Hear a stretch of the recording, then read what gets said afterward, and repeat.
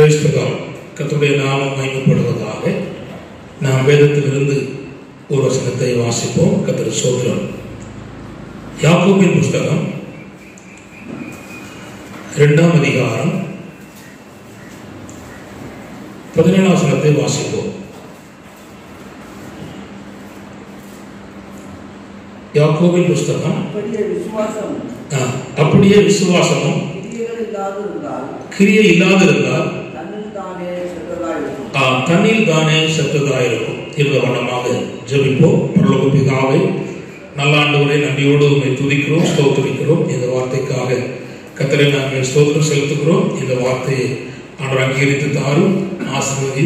சமீபத்திலும் தூரத்திலும் கேட்கிற கர்த்தருடைய பிள்ளைகளுக்கு இது ஆசீர்வாதமாக உதவி செய்யும். இயேசுவின் நாமத்தில் ஜெபிக்கிறோம் நல்ல பிதாவே, ஆமென். கர்த்தர் ஸ்தோத்திரம். வாசித்த இந்த வேத வசனத்தில் ஆண்டவருடைய வசனம் விதமா சொல்கிறது. அப்படியே விசுவாசமும் கிரியை இல்லாதிருந்தால் தன்னில் தானே செத்ததா இருக்கும் என்று சொல்வதை பார்க்கிறோம். ஒருவன் உனக்கு விசுவாசம் உண்டு என்று நாம் சொல்லுகிறது உண்மையானால் அந்த விசுவாசம் என்பது நம்முடைய வாழ்க்கையிலே கிரியை செய்கிறதாக இருக்க வேண்டும். கிரியை இல்லாத விசுவாசம் செத்தது என்று நீ அறிய வேண்டும் என்பதை இதுவாக சொல்லப்படுகிறது. வீணான மனுஷனே, கிரியினால் அல்லாத விசுவாசம் செத்ததென்று நீ அறிய வேண்டுமே அப்படின்னு சொல்றது கதை சோதரம். அப்படியானால் விசுவாசம் என்பது கிரியை செய்ய வேண்டும் அப்படின்னால், அதாவது செயல்பட வேண்டும் என்பதை இங்கே இந்த யாக்கோபு நிருபக்காரன் சொல்வதை நாம் பார்க்கிறோம். கதை சோதரம். விசுவாசம் விசுவாசம் என்று பேசப்படுகிற இந்த பகுதியிலே இந்த 2ஆம் அதிகாரத்திலே 13 முறை விசுவாசத்தை குறித்து வருகிறது. அந்த யாக்கோபின் புஸ்தகம் 2ஆம் அதிகாரத்திலே விசுவாசம் என்கிற வார்த்தை 13 முறை வருவதை நாம் இங்கே படிக்க முடியும். கர்த்தர் ஸ்தோத்திரம். ஆண்டவர் இயேசு கிறிஸ்து கிரியை செய்ய வேண்டுமானால், ஆண்டவர் அற்புதம் செய்ய வேண்டுமானால், ஆண்டவர் மகத்துவமான செயல்கள் வெளிப்பட வேண்டுமானால், மனிதனுக்குள் தேவன் துவங்குகிற விசுவாசம் என்பது செயல்பட வேண்டும்.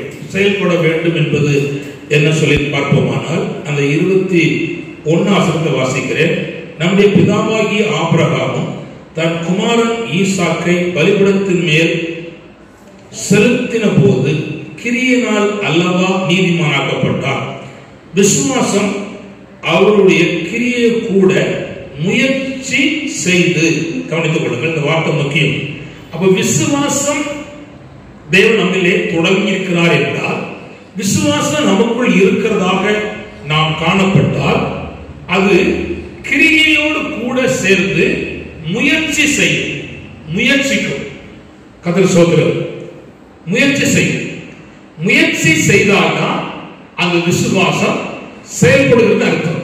முயற்சியே செய்யல அப்படின்னா அந்த விசுவாசம் என்ன செய்யப்படவில்லை, செயல்படவில்லை. இப்போ நான் சொல்லுகிறேன், பேதுருவை ஆண்டவர் அழைத்தார். வா அப்படின்னு சொல்லி அழைத்தார். இதுவரையிலே மீனை பிடிச்ச, இன்னும் நீ மனுஷனை பிடிப்பாய் என்று அழைத்தார். அவனுக்குள் விசுவாசத்தை துவக்கினார். இதுக்கு முன்னால நீ மீனை பிடிச்ச, ஒரு செயல்பட்ட, வலையை போட்ட, கடலுக்குள்ள போன, செயல்பட்ட, கிரியை செய்த, அதனால என்ன பிடிச்ச, அவன் பிடிச்ச. இப்ப நான் ஒண்ணு என்ன செய்ய போறேன்னா, மனுஷனை பிடிக்கிறவனா என்ன செய்ய போறேன், மாற்ற போறேன். இதான் விசுவாசித்தான். நம்பினான், ஜெபித்தான், அவன் கிரியை செய்தான், செயல்பட்டான். அப்போ தேவன் செயல்பட வேண்டுமானால் நமக்குள் விசுவாசம் என்ன செய்ய வேண்டும், கிரியை செய்யணும். கிரியை செய்யணும். கதை சோதரம். விசுவாசம் இருந்தா முயற்சி எடுக்கும். முயற்சி எடுக்கும். முயற்சி எடுக்கும். விசுவாசம் இல்லைன்னா முயற்சி எடுக்காது. ஒரு சபையை கட்டணும் அப்படின்னா விசுவாசம் இருந்தா நம்ம 4 பேரை சந்திப்போம், கைப்பதி கொடுப்போம், துண்டு பதி கொடுப்போம், ஜெபம் பண்ணுவோம், உபவாசிப்போம், ஆத்துமாக்கள் போய் என்ன செய்வோம், சந்திப்போம். அப்ப நமக்குள்ள என்ன இருக்கு, விசுவாசம் இருக்கு. அதோட இருக்குது முயற்சி செய்யுது. என்ன சொன்னாலும் திரும்ப அதுக்குள்ள உழைச்சி வந்துருது.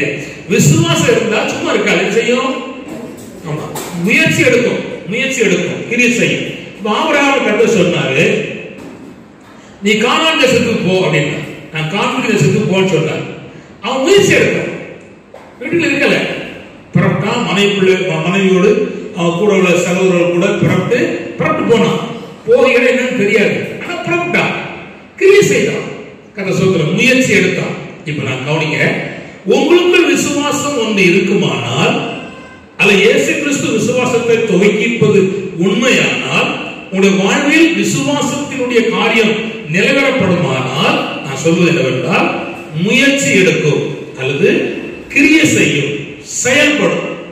இப்ப கவனித்துக் கொள்ளுங்க, நீங்க விசுவாசம் இருக்குன்னு சொல்லிட்டு நீங்க முயற்சி எடுக்காம கிரியை செய்யாம இருந்தா ஒரு பிரயோஜனம் உண்டாகாது, ஒரு பிரயோஜனம் உண்டாகாது. கதை சொல்றோம். இப்போ அதான் நான் சொல்ல விரும்புகிறது. லூக்கா 18ஆம் அதிகாரம் 8ஆம் சரத்தை வாசிப்போம். லூக்கா 18:8. இயேசுவின் ரத்தம். லூக்கா 18:8. சீக்கிரத்தில் சீக்கிரத்திலே அவளுக்கு நியாயம் செய்வார் என்று உங்களுக்கு சொல்லுகிறேன். ஆகிலும் மனுஷகுமாரன் வரும்போது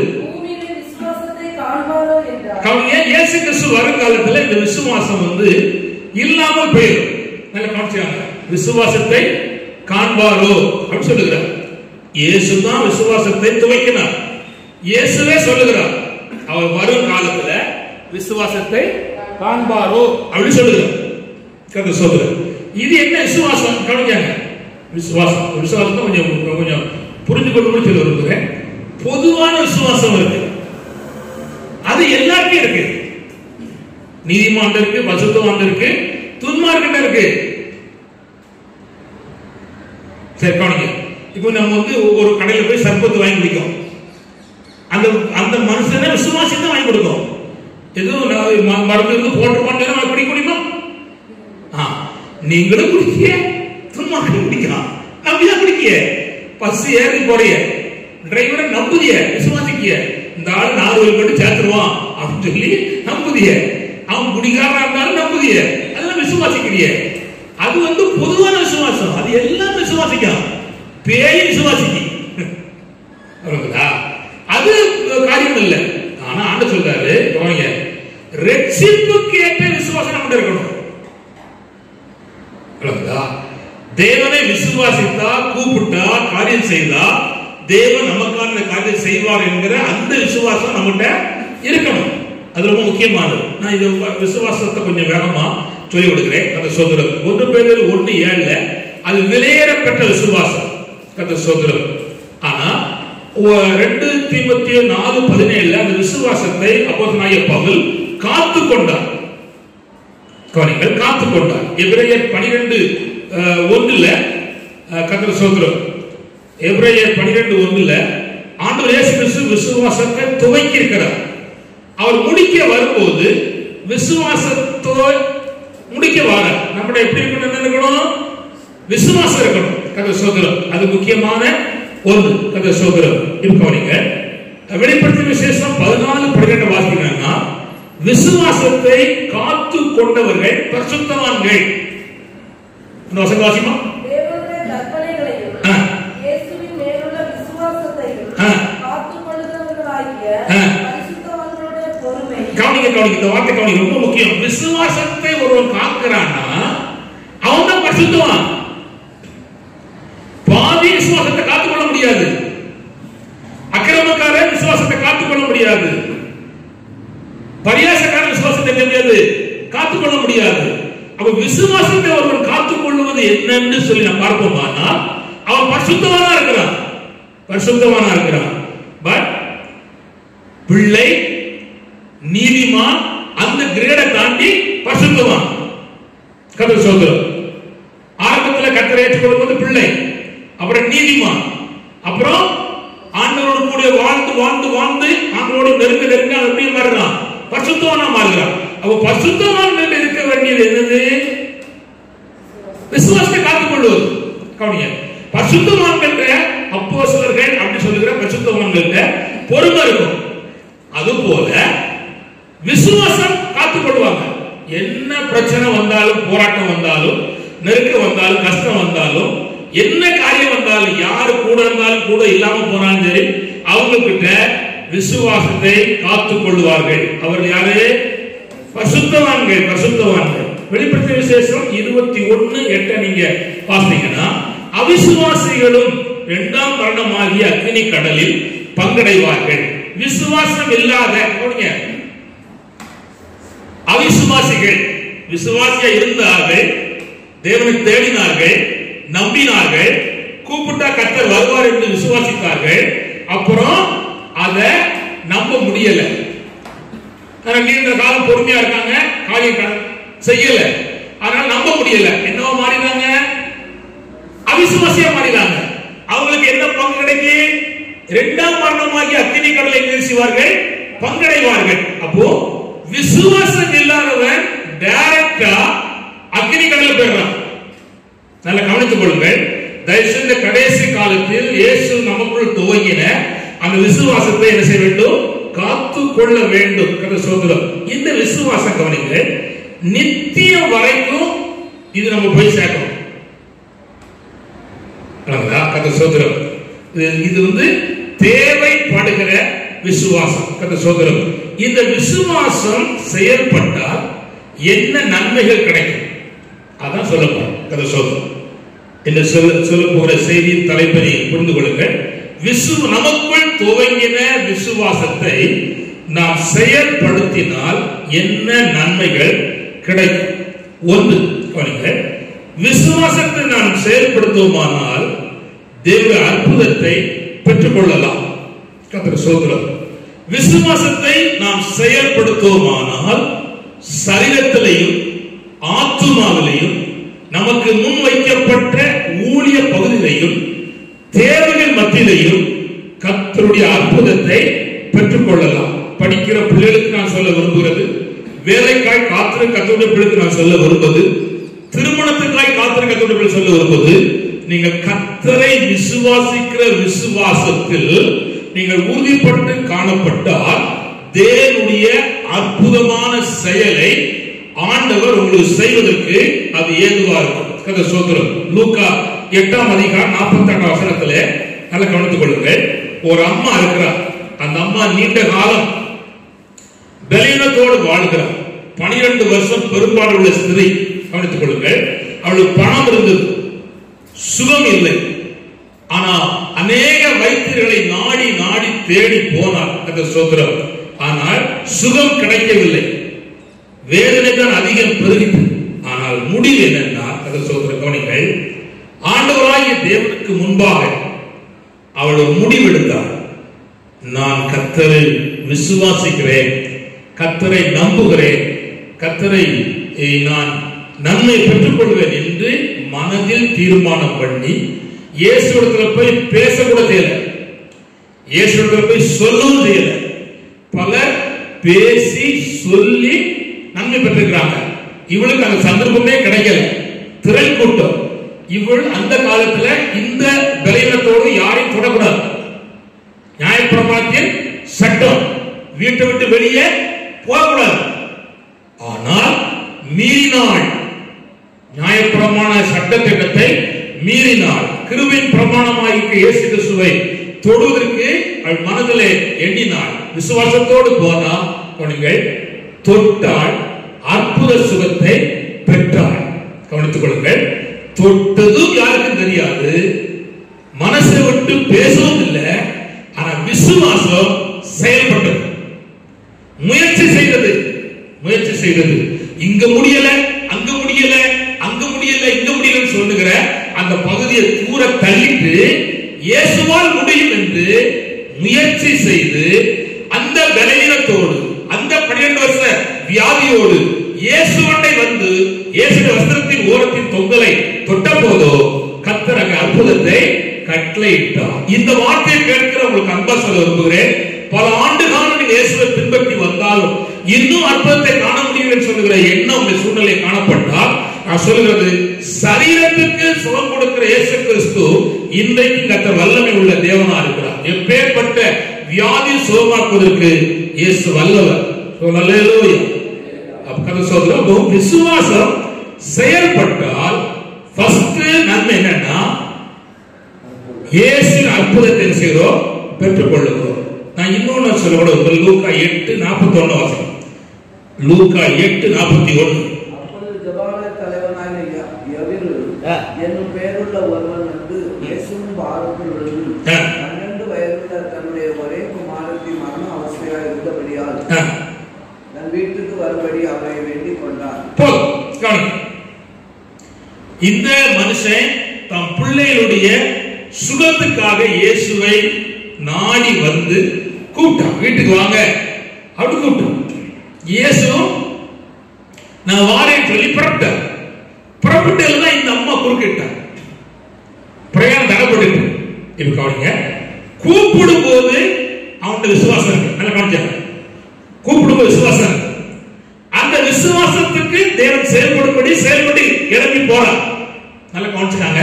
இந்த வார்த்தை புரிஞ்சாதான் உங்களுக்குள்ள பலன் உண்டாகும்.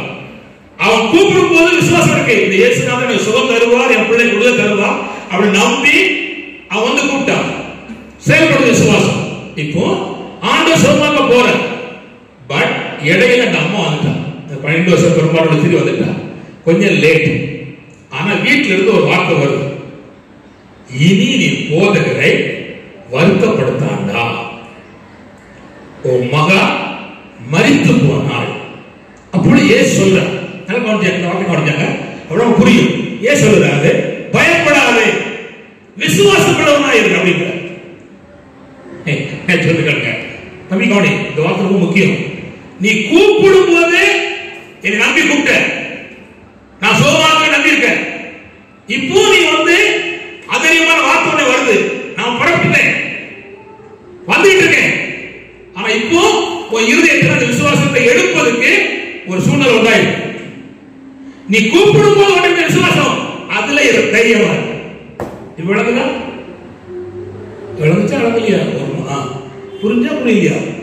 புரிஞ்சா சரிதாமா? அந்த சோதரம் நீ கூப்பிடும் போது உனக்கு என்ன விசுவாசம் இருந்ததோ இப்ப அதிகமான வார்த்தை வந்த போது அதுல உறுதியா பயப்படாத அப்படி சொல்லிட்டு அவன் செந்திலாயிட்டான். சோதரம் இப்ப நமக்கு ஆரம்ப காலத்துல இயேசுவை நோக்கி வந்த போது நம்மகிட்ட இருந்த விசுவாசம் எப்படி செயல்பட்டுச்சோ இப்போ அது செயல்படாத முடியல. பல சூழ்நிலை பார்ப்போம், சூழ்நிலை நடக்கு கதை சோதரம். அப்படி ஆனா நம்முடைய வாழ்க்கையில ஆண்டவர் என்ன பார்க்கிறார்னா அதை எதிர்பார்க்கிறார். அல்லேலூயா. இயேசுவை அழைக்கும் போது எவருடைய உள்ளத்தில் இருந்த விசுவாசம் அதே விசுவாசத்தோடு தொடர்ந்து இரு அப்படிங்கிறார் இயேசு கிறிஸ்து. அல்லேலூயா. அற்புதத்தை பெற்றுக் கொண்டார் கதை சோதரம். இப்ப கவனிங்க, அற்புதம் என்றால் என்ன அதை நம்ம விளக்குறது ஆனா புரியும். யோவான் 1ஆம் அதிகாரம் 1-11 வசனம் வரையிலும் நீங்க படிச்சீங்கன்னா அங்க திராட்சை ரசம் இல்லை. அவளுக்கு திராட்சை ரசத்தை ஆண்டவர் கொடுத்தார், தண்ணீரை அவள் மாற்றி கொடுத்தார். அப்படின்னு அர்த்தம் என்ன பண்ணிட்டாங்க? திராட்சை ரசம் இருதயத்தை மகிழ பண்ணுவதுதான் திராட்சை ரசம். 104ஆம் சங்கீதம் 15 வாசிங்க. 104:15 சீக்கிரம் அதை சொல்லுங்க. 104:15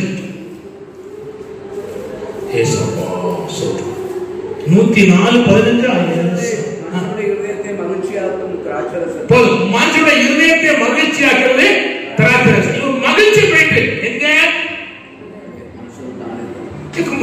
கல்யாணம் விட்டு போயிட்டு எல்லாருக்கும் போயிட்டு இப்போ ஆண்டவர் அற்புதம் செய்கிறார். எதுக்காக? அவன் இருதயத்தில் உண்டான துக்கம் வேதனை மாறுவதற்கு தண்ணீரை திராட்சரசமாய் மாற்றி அற்புதம் செய்தார். இப்போ உங்க இருதயத்துல ஆண்டவர் தருகிற மகிழ்ச்சி தான் அற்புதம். அற்புதம். தேவன் தருகிற மகிழ்ச்சி இருதயத்தில் இருப்பதுதான் அற்புதம். அதுக்காக கர்த்தர் கிரியை செய்கிறார். அந்த சோதரம் அந்த கிரியைக்கு தேவன் எதிர்பார்க்கிறதை நாம் பார்க்கிறோம். இப்ப கவனிங்க, சீயோன் குமாரத்தியே மகிழ்ந்து களிகூர். அப்படி களிகூர்ந்தா மகிழ்ச்சி தேவ திட்டம் உனக்குள்ளும் உன் ஜனத்துக்குள்ளும் தூரத்தில் இருக்க அத்தனை ஜனங்களுக்குள்ளும் இந்த திட்டம் பாஸ் ஆகும். அல்லேலூயா. அல்லேலூயா. திரும்ப சொல்ல காட்சியாக ஆதி அப்போஸ்தலர் சபையில இந்த மகிழ்ச்சி திட்டத்தை 12 பேருக்குள்ள 120 பேர் வச்சார். ஆனா அதே மகிழ்ச்சி திட்டத்தை சுற்றிலும் உள்ள தேசங்களுக்கு அனுப்பத்தக்க வேலையை அவர்கள் மகிழ்ந்து களி கூர்ந்தார்கள்.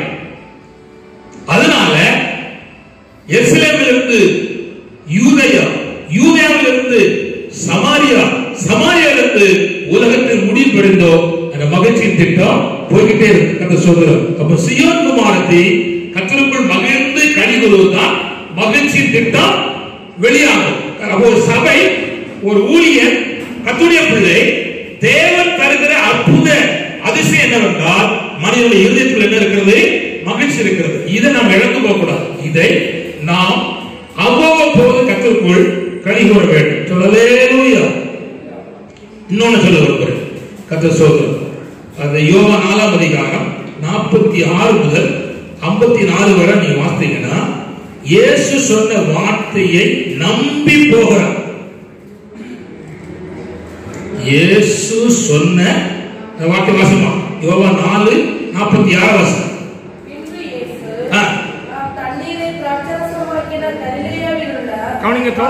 இந்த வார்த்தை ரொம்ப முக்கியம். தண்ணீரை திராட்சரசமாய் மாற்றின கலிலே, அதே அவர்தான். நீங்க கவனிங்க, இந்த வார்த்தை கவனிங்க. ஒரே ஊர்ல அடுத்த அற்புதம் செய்தார். சொல்ல பாருங்க, உங்களுக்கு ஏற்கனவே அற்புதம் செஞ்சிருக்கிறார். தேவனை நீங்க தொடர்ந்து விசுவாசிக்கும் போது அடுத்த அற்புதத்தை கர்த்தர் செய்வார். புரியுதா? கர்த்தர் சொல்றார். வாசிமா. வந்தா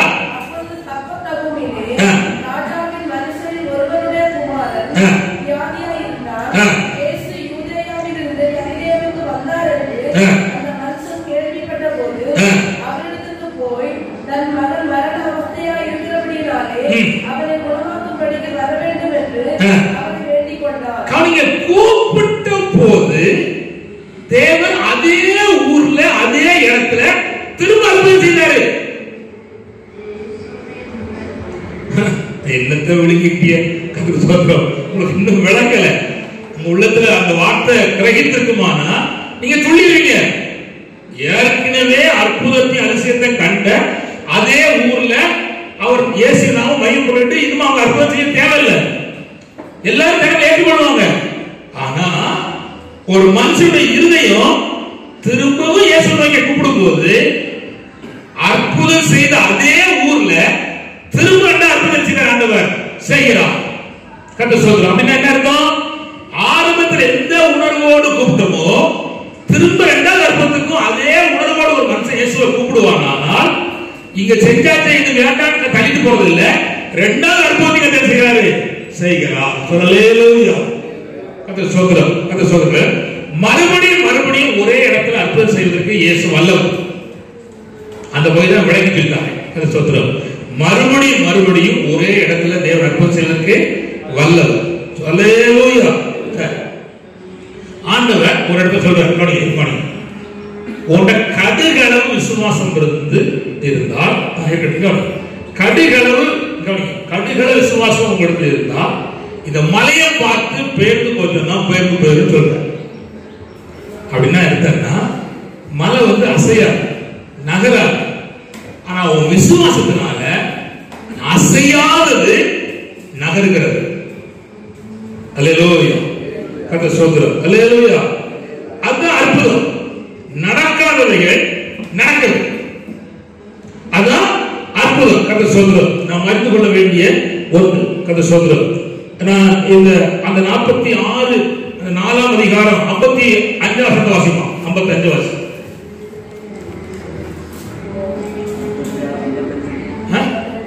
யோவான் 4ஆம் அதிகாரம் 55 வசனம்.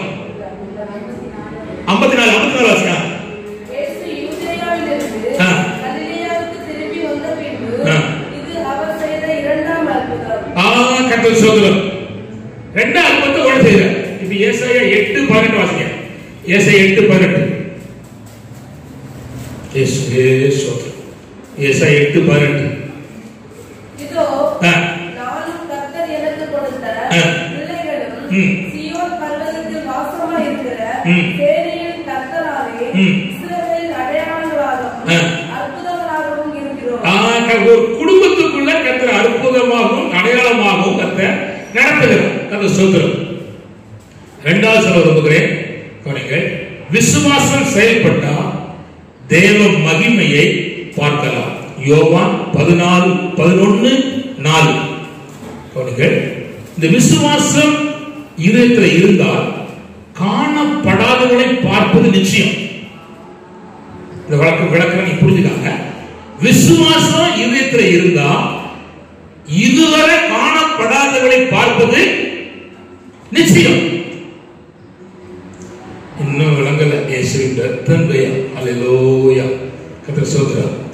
திரும்ப சொல்கிறேன், இந்த விசுவாசம் இதயத்தில் இருந்தால் காணப்படாதவர்களை பார்ப்பது நிச்சயம். இப்ப கவனிங்கள், காணப்படாதவர்களை காண வைப்பது விசுவாசம். அல்லேலூயா.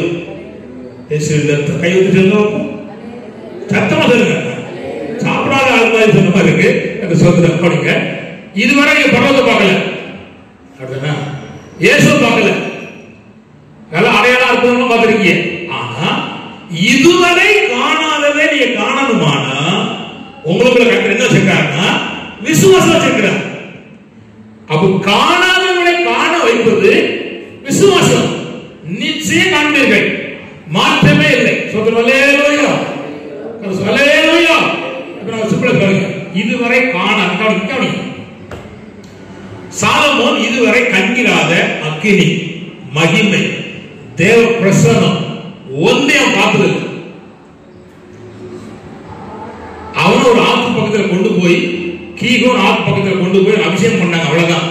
ஞானம் கொடுத்தாரு, எல்லாம் செஞ்சாரு, சர்ச்செல்லாம் கட்டி முடிச்சு பந்தவா இருக்கான். அப்பா கொடுத்த பணத்துல பொருளை எடுத்து அவர் கட்டி முடிச்சு ஹாய் அப்படின்னு அவர் நல்லா இருக்கார். அது சோத்திரம். ஆனா இப்போ ஆண்டவர் அவனிடத்துல ஒரு சில காரியம் எதிர்பார்த்தார். அவன் என்ன செய்யறான்னா, இதுக்கு முன்னால ஆசீர்வாத கூடாரத்துல ஏதேன்ல மகிமை இறங்கி இருக்க, அப்ப அந்த மகிமை இந்த ஆத்துல இறங்கணும்ல அப்படி எதிர்பார்க்கிறான். அதுக்கு அவனுக்குள்ள விசுவாசம் உண்டாகுது. அந்த விசுவாசம் ஜெபத்துல செயல்படுது. விசுவாசம் உண்டா அடுத்த முயற்சி எடுக்கும். என்ன செய்யுது? ஜோமன் வாக்கி ஜோமனி முடிச்சான். அக்கினி இறங்கிட்டு, மகிமை இறங்கிட்டு, தேவபிரசனம் பார்த்துட்டான். காணப்படாதவர்களை அந்த விசுவாசம் தெரிந்த போது கர்த்தர் காண வச்சார். இப்ப நான் கேட்கிறேன், இவ்வார்த்தை கேட்கிற உங்களுடைய வாழ்க்கையில இதுவரை எதை காணலன்னா நீங்க ஜெபம் பண்ணினா கர்த்தர் காண வைப்பார். காண வைப்பார். கர்த்தர் ஸ்தோத்திரம். ஹல்லேலூயா. ஹல்லேலூயா. கர்த்தர் ஸ்தோத்திரம். அது என்னன்னா பாருங்கள், பெரிய மாற்றங்களை கொண்டு வருகிற மகிமை. கர்த்தர் ஸ்தோத்திரம். அதுக்கு முன்னால அவன் பார்த்ததே இல்லை. அவன் பார்த்தது கட்டிடத்தை பார்த்தான், கல்ல பார்த்தான், மரத்தை பார்த்தான், பொருளை பார்த்தான், மகிமையே பார்க்கல. ஆனா இப்போ அவன் விசுவாசத்தோடு ஜெபித்த போது இதுவரை காணப்படாததை அவன் பார்க்கும்படி கர்த்தர் கிரியை செய்தார். பெரிய மாற்றங்களை கர்த்தர் செய்தார். இப்போ யாத்திராகமம் 40ஆம் அதிகாரம் 34 முதல் 38 வரை பார்த்தீங்கன்னா அந்த மகிமையை பார்த்து கொண்டே இருந்தார்கள். கவனிங்கள், பிரயாணத்திலே தங்கி இருக்கும் போது. இப்போ கவனிங்கள், அந்த மகிமையை பார்த்தா கவனிங்கள், அந்த மகிமை அவளை நடத்தும். நீங்கள் விசுவாசத்தோடு மகிமையை பார்த்தா உங்களை நடத்துவார், சபை நடத்துவார், உங்கள் தொழில் நடத்துவார், உங்கள் எதிர்கால அத்தனை ஆண்டவராகிய தேவன் நடத்துவதற்கு அது ஏதுவாக மாறும். வழி இல்லாத இடத்திலே வழியை திறந்து அந்த மகிமை நடத்தும். ஒருவேளை உங்களுக்கு எதிராக பலர் வந்தாலும் அவர் வெட்கப்படுவார்களை தவிர நீங்கள் வெட்கப்பட்டு போவதே இல்லை என்பதை நான் இயேசு நாமத்தில் சொல்லிக் கொள்ள விரும்புகிறேன். அது ஸ்தோத்திரம். மூணாவது, விசுவாசம் செயல்பட்டால் என்ன நடக்கும்? லூக்கா 1ஆம் அதிகாரம் 45 வசனத்தை வாசிக்கும். அது ஸ்தோத்திரம். லூக்கா 1:45. சீக்கிரம்.